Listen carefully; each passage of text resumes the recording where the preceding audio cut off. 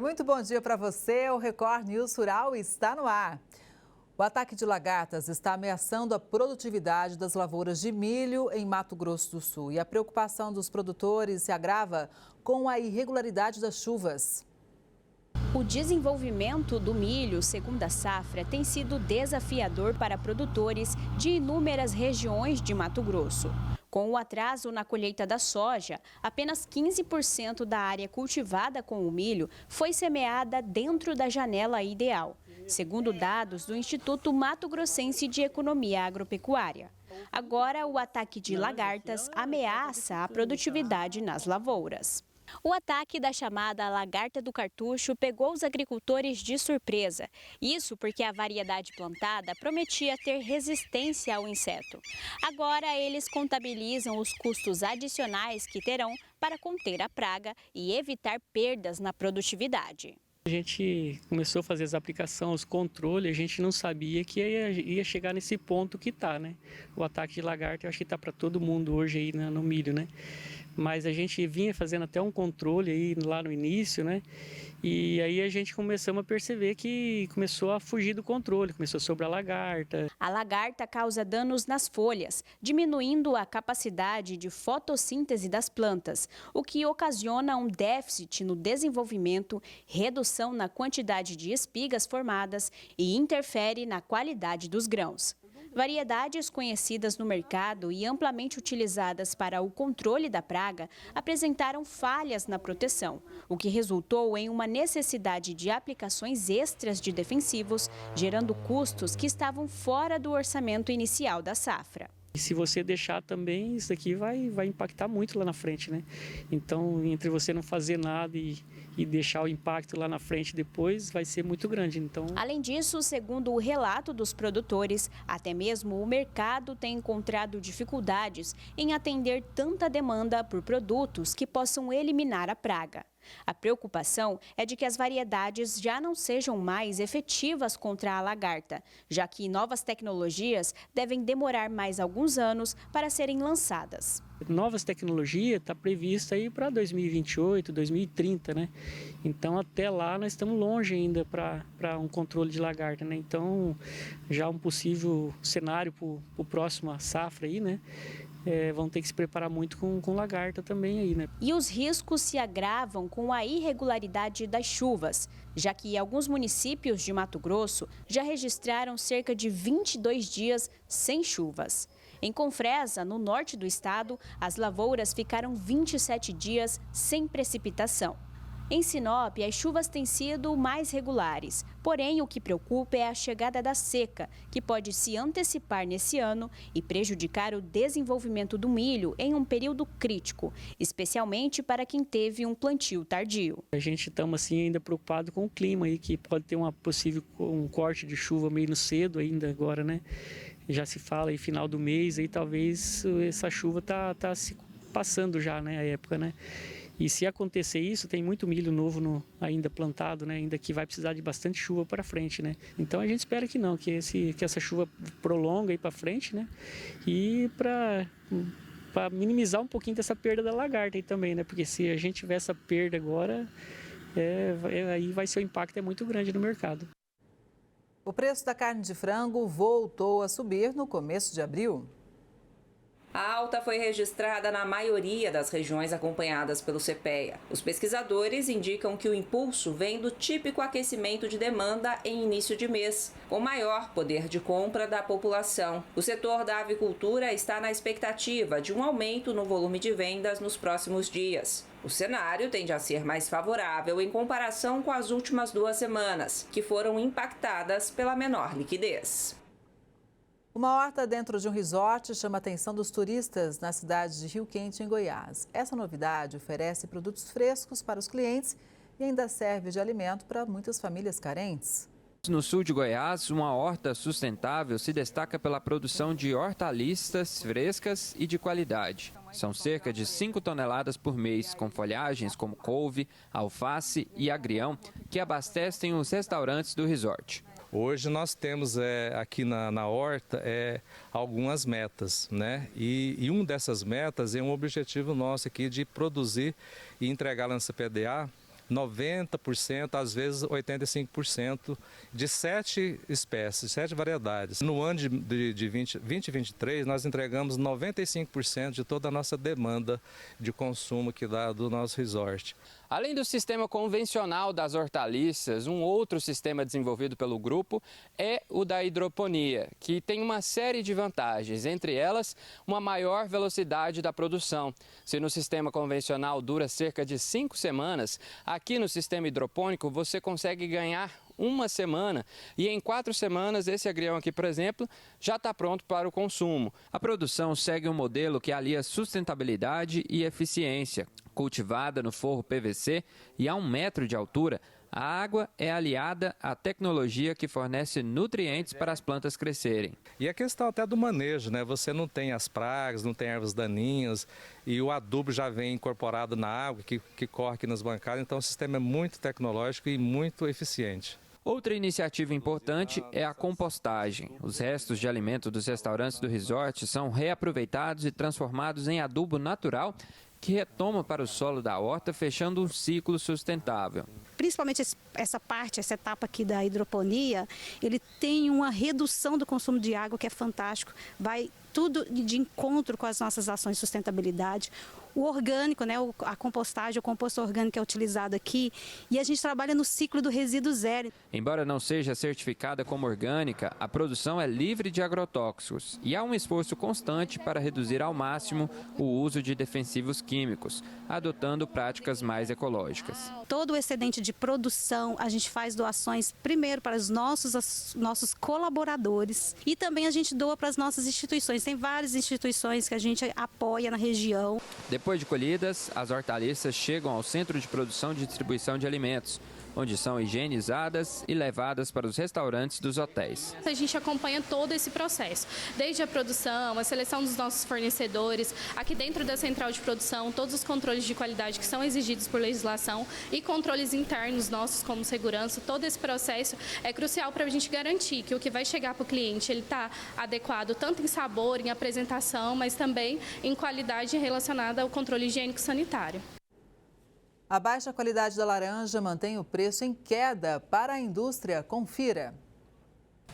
Apesar da oferta limitada, o preço da fruta entregue para a indústria ainda é baixo. A desvalorização está diretamente ligada à qualidade inferior da laranja. Segundo o levantamento do CPEA, na parcial da semana entre 31 de março e 3 de abril, a média da laranja pera entregue para a fábrica foi de R$ 56,88 a caixa de 40 quilos. Um recuo de pouco mais de 5% frente ao período anterior. As unidades de moagem do estado de São Paulo vêm recebendo pequenos volumes de frutas temporãs da variedade pera. Do lado da demanda, ainda são poucas as indústrias processando laranjas neste começo de mês.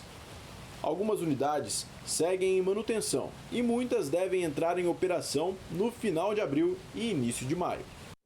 Uma bebida gaseificada semelhante ao vinho espumante feita de maracujá da Caatinga, isso mesmo. Esse é o resultado de uma pesquisa desenvolvida pela Embrapa em parceria com a Universidade Federal da Paraíba. O maracujá da Caatinga é resistente à seca e tolerante a doenças. Sua polpa tem sabor exótico e alto valor nutricional. A comercialização, por enquanto, é restrita a produtos processados, como geleias, compotas, licores e cervejas artesanais. Agora, um estudo da Embrapa, em parceria com a Universidade Federal da Paraíba, aponta que ele tem potencial para fortalecer a agricultura familiar e impulsionar a economia regional. Isso porque a fruta silvestre da Caatinga pode se tornar base para um fermentado gaseificado, semelhante a um vinho espumante. Agora, os próximos passos incluem testes para escalonamento da produção industrial e a viabilização da inserção do fermentado de maracujá da Caatinga gaseificado no mercado. Você aí já ouviu falar do emu australiano? Ele faz parte de uma criação de aves ornamentais que vieram de vários lugares do mundo e que se adaptaram muito bem ao clima da pequena Monte Alegre de Minas, em Minas Gerais. Este é o Recanto Encantado, a chácara do Diego, e ela é tomada por essas aves ornamentais. Eu sou natural da cidade de Araxá, aqui em Minas, e os meus pais sempre tiveram fazenda. E um sonho que eu sempre me acompanhou foi a ideia de ter um sítio uma chácara, para eu poder ter todas essas aves, esses animais que eu gosto bastante. Ao todo são mais de 250 aves, além de mamíferos que nós temos aqui, a ovelha, o mini cabra, né? Tem alguns quelônios, peixes e assim por diante. A origem de cada uma dessas aves é bem diferente, mas o Diego sabia onde encontrá-las e, mais importante, como adquiri-las. Existe uma lista pelo IBAMA de quais animais que tem que ter autorização do IBAMA. Alguns animais não é necessário ter autorização, alguns têm que ter somente nota fiscal de compra. Então é importante, até para não alimentar um comércio ilegal, a pessoa sempre se certificar, antes de adquirir qualquer animal, da necessidade ou não de autorização do IBAMA. Nesse lago tem carpas, tem peixe e tem tartarugas.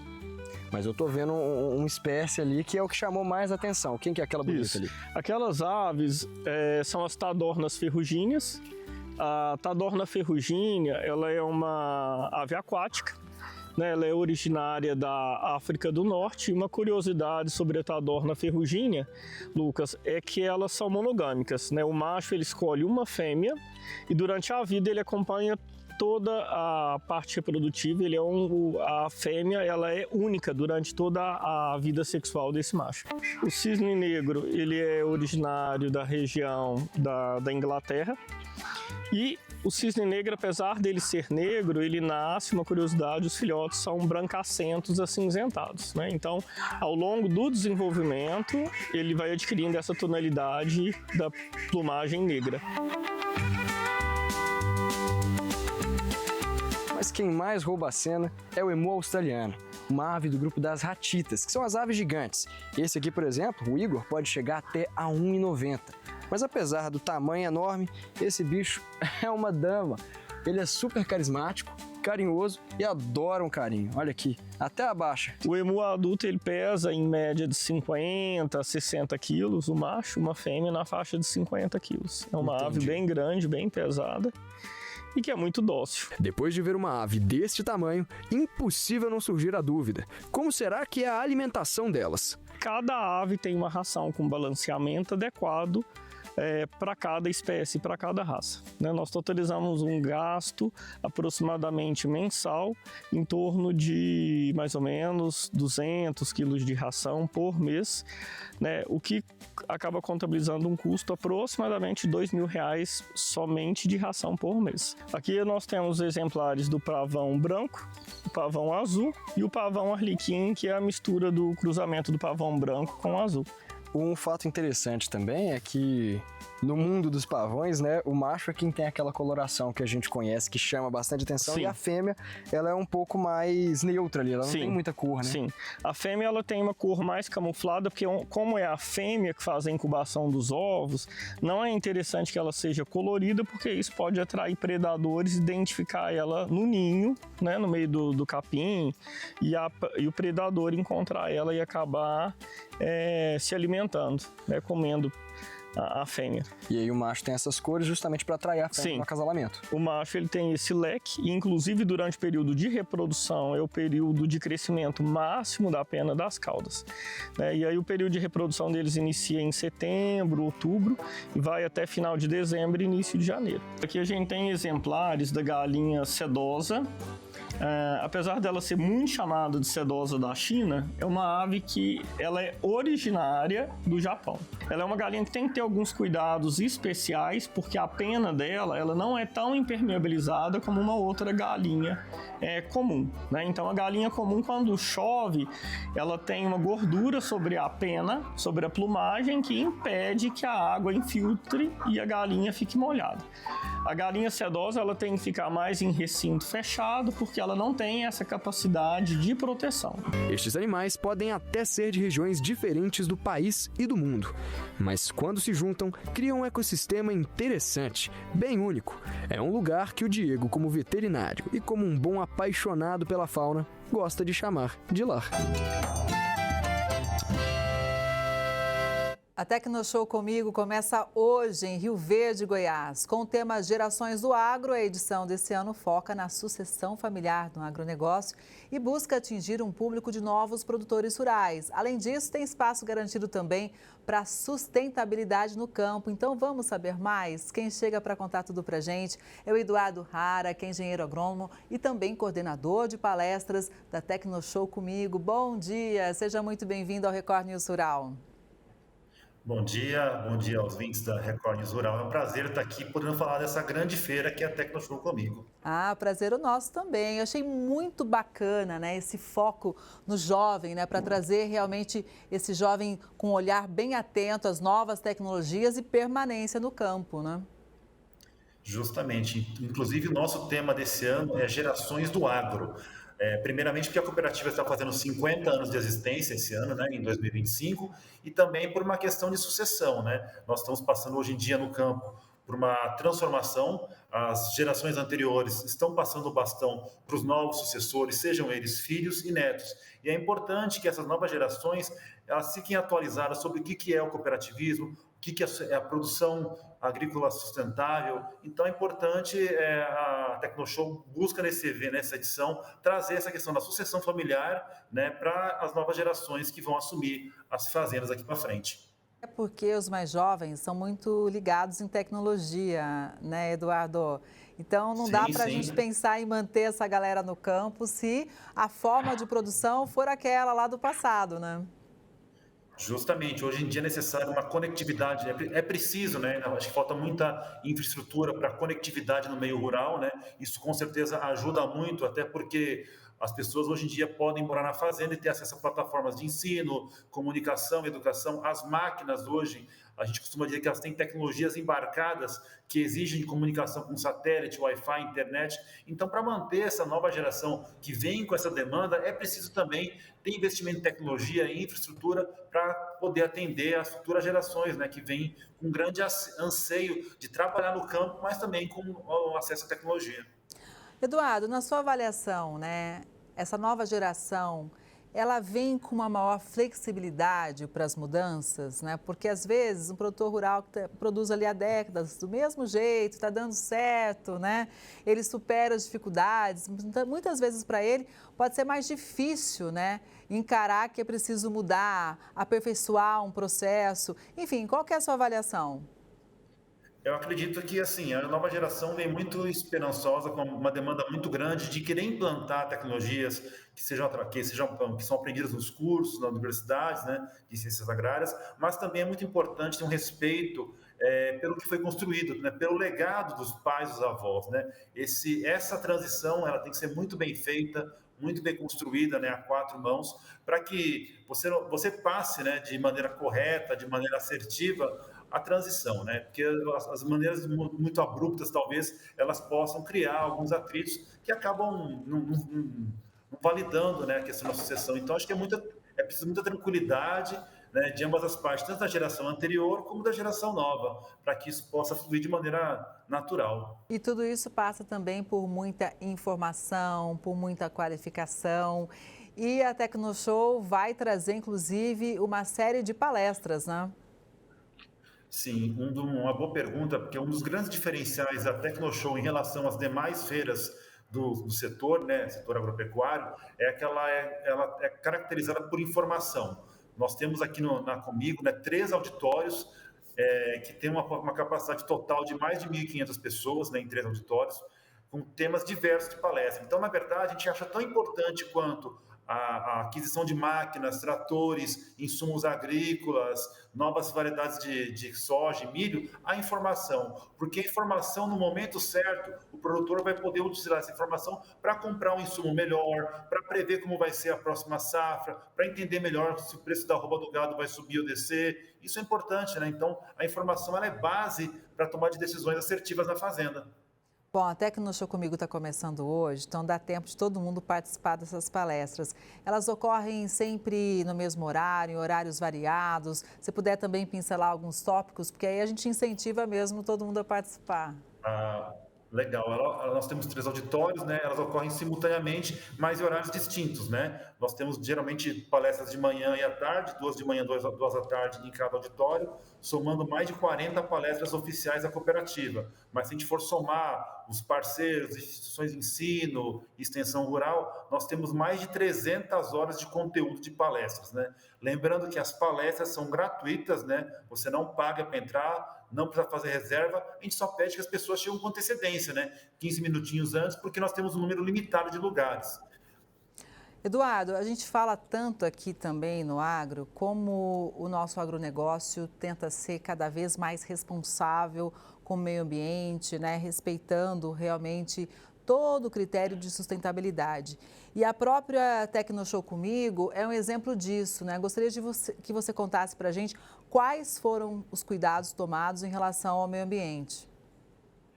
Interessante, boa pergunta. Nós temos aqui uma equipe, né? Nós temos um coordenador de sustentabilidade que é responsável por analisar toda a quantidade de carbono emitido na feira e como neutralizar essa feira. Então, nosso objetivo esse ano é tornar a Tecnoshow de carbono, neutralizar o carbono produzido durante a feira. Além disso, nós também nos preocupamos em fornecer mudas de espécies nativas para replantio, né? Em áreas de produtores. Nós também reciclamos todo o lixo de papel, plástico, é reciclado por uma cooperativa de reciclagem, inclusive, aqui da região. Nós procuramos reduzir o número de papéis e fazer tudo da maneira mais digital possível, né? Para reduzir o impacto de produção de material que pode ser desperdiçado. Olha, isso é sensacional, né? A gente dando exemplo e gerando conscientização, né? Então, veja, é importante a gente trazer esses exemplos aqui para você ver como que é mais um pontinho que a gente traz, como o agro realmente é comprometido com essa questão, né? Ainda mais em ano de COP30, né, Eduardo? Com certeza, a gente tem que fazer a lição de casa, né? Mostrar que realmente o Brasil tem um potencial muito grande, né? Tanto de produção agrícola, mas também é muito responsável no que faz em relação às ações do agronegócio.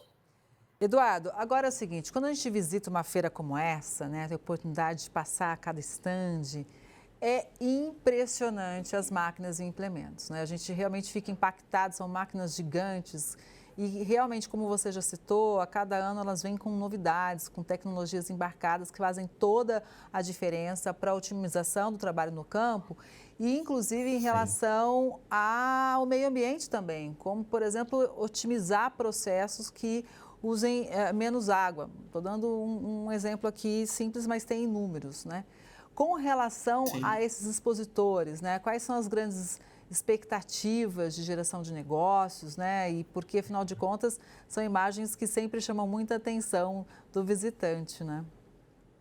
Com certeza, quando você fala com muita propriedade, que cada vez mais as máquinas são mais robustas e fazendo mais funcionalidades de maneira a otimizar, né, o uso de combustível, por exemplo. E o importante dizer que na Tecnoshow, muitas das montadoras de máquinas agrícolas deixam para lançar suas máquinas, suas novidades, seus lançamentos para a Tecnoshow, né? Então vai ser uma novidade, vou escolher a Tecnoshow para fazer um lançamento de um pulverizador, de um trator, de uma plantadeira nova, porque é lá que está o público que interessa a essas montadoras, né? E a oportunidade delas mostrarem também as funcionalidades novas dos seus maquinários de lançamento. Bom, dito isso, né, dá para a gente imaginar que a Tecnoshow Comigo deve movimentar bastante aí a economia, né? Qual a expectativa de negócios? Tem produtor que acho que espera realmente esse momento para conferir a novidade e ver se já fecha negócio, né? Então vamos lá, de público, nossa expectativa são 150 mil pessoas, né? A gente quer alcançar esse número esse ano, em termos de negociação, em torno de 9, 10 bilhões, que é o que a gente conseguiu ano passado. Então essas são as nossas metas, né, para esse ano. E como você fala de economia, é interessante que não movimenta não só a região, a cidade de Rio Verde, mas as cidades circunvizinhas também. Então o sistema horteleiro, de serviços, todo ele é movimentado, gera muito emprego, isso é muito bom para a cidade, né? Para a geração de empregos, a geração de renda, não só em Rio Verde, mas também, acho que na região sudoeste como um todo e até na capital Goiânia, né? Porque muitas vezes as pessoas vêm de outras capitais, de outras cidades, descem em Goiânia e se deslocam para Rio Verde também. Bom, quem está pensando em, de repente, ir para Rio Verde e conferir tudo isso de perto, fala um pouquinho da estrutura, né, para receber esse visitante. Sim, dentro da Tecnoshow nós temos, é bom lembrar, o estacionamento, nós temos vaga para mais de 40 mil carros, veículos, né, em 2 estacionamentos. O estacionamento é gratuito, não é pago, você não paga nada para deixar seu carro lá. A entrada também é gratuita, o acesso às palestras também é gratuito, né? Basta você vir com antecedência, porque a gente fala que um dia só não é suficiente para ver tudo. Então, se a pessoa quiser visitar a Tecnoshow inteira, ela tem que chegar bem cedinho aqui, a partir das 8 horas da manhã os portões se abrem e se encerram às 18 horas. Nós temos restaurantes, nós temos banheiros climatizados para o público feminino, viu, Kelly? Banheiro com ar-condicionado, ampliado, serviço de limpeza, tudo da melhor maneira possível para trazer e mostrar a grandeza do agronegócio brasileiro também e a comodidade para o visitante, né? O visitante tem que vir, se sentir bem, se sentir confortável, com acesso à sombra, à água e tudo que puder fazer aqui também, internet, né? Todas as comodidades para que ele possa curtir bastante a Tecnoshow. Ah, bacana demais. Sabe, Eduardo, eu, conferindo as feiras, eu acho super bacana de ver como a mulher realmente tem conquistado cada vez mais espaço nas feiras, né? Então, realmente, sim. Bacana você ter trazido esse destaque para a gente. E na área de pecuária, hein? Quais são as atrações? O que o público vai conferir? Sim, na pecuária, além dos animais que estarão expostos para venda, né, tanto bovinos, equinos, caprinos, pequenos animais, nós temos também uma atividade chamada dinâmica pecuária. Na dinâmica pecuária é um espaço livre, né, com arquibancadas, com sombra, onde as pessoas podem ver algumas práticas de manejo com os animais, por exemplo, casqueamento, cuidados com cavalo, doma, etc. São coisas bem ao vivo e práticas, né, do dia a dia que o produtor rural costuma fazer na sua fazenda e pode interagir um pouco melhor com essas tecnologias também. Poxa, eu acho super interessante, porque aí é a hora que a pessoa aprende, né? E vê na prática como realmente aplicar aquela técnica. Então, isso faz toda a diferença, né, Eduardo? Com certeza, é muito bacana ter uma frequência muito grande de pessoas, né? Principalmente no que diz respeito aos tratos com os animais. Hoje a questão de bem-estar animal, de tratar os animais com maior amorosidade, com baixo estresse, é extremamente importante para aumentar a produtividade. Então, você sabendo manejar o animal de maneira correta, além de trazer mais lucro para você, né? É uma maneira, digamos assim, mais assertiva de conduzir a atividade pecuária. E as mudas, né, de plantas ornamentais também têm espaço garantido. Assim, um dos grandes diferenciais da Tecnoshow, posso falar, sou suspeito para falar, mas é a feira mais bonita do Brasil em termos de ornamentação e floricultura. Nós temos uma equipe de paisagismo especializada para montar vários arranjos florais aqui também, né, em todos os lugares da feira. E além do que, como eu disse, nós temos um espaço também para doação de mudas de espécies nativas que podem ser plantadas nas propriedades rurais também. Isso é interessante, porque aí vocês conseguem atrair, né, um público bem diverso, não é, Eduardo? Com certeza. Eu acho que é um evento, né, para a família do produtor rural, tanto para o pai, para a mãe, para os jovens e para as crianças também, né? Acho que é envolver todas as gerações do agronegócio na Tecnoshow. Bom, então é um evento para todo mundo conferir. Quem não puder ir hoje, primeiro dia, né? Às vezes não conseguiu reservar a agenda, ainda tem tempo, né? Eduardo, vamos convidar todo mundo? Então tá jóia. Para você que está nos assistindo, né, a gente gostaria de convidar vocês para participar da Tecnoshow Comigo 2025, de 7 a 11 de abril, né? Começou hoje, aqui em Rio Verde, Goiás. Venha, participe, você vai ser uma experiência diferente, né? Vai poder ter contato com o que tem de mais novo em termos de tecnologia, de inovação do meio rural brasileiro. Olha, e a gente está aqui na torcida pelos resultados, né? A gente sabe da importância das feiras para o agronegócio, traz novidade, aproxima o produtor, tem networking, muita coisa, inclusive, é gerada de negociação no pós-feira. E a gente está aqui sempre de portas abertas. Eduardo, muito obrigado, um bom dia e sucesso aí para vocês. Muito obrigado pela oportunidade. Aguardamos vocês aqui para cobrir a feira também. Estaremos aí sim. Muito obrigada, viu? Vamos sempre nos falando. Bom dia, até a próxima. Obrigado. E essa edição do Record News Rural fica por aqui. Obrigada pela sua audiência. A gente se vê no próximo programa. Até lá!